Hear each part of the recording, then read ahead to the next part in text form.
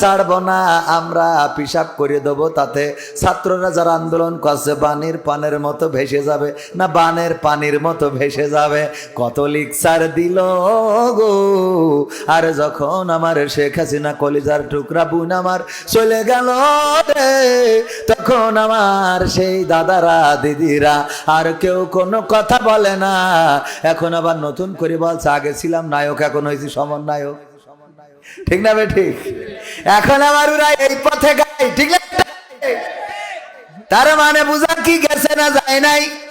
দেখেন সুবিধাবাদ জিন্দাবাদ, এই সুবিধাবাদী যারা আছে রাজপথে যারা দাঁড়ালো না, যারা রাজপথে নামলো না, শেখ হাসিনার রাখার জন্য যারা একটা দিন মিছিল করলো না, এখন যদি শেখ হাসিনা চট করে ঢুকে পড়ে আর যদি ক্ষমতা দখলে নাই, তখন যারা স্লোগান দেবে ওগের শেখ হাসিনা নিজেই কাঠি খোলার দরকার আছে না নাই?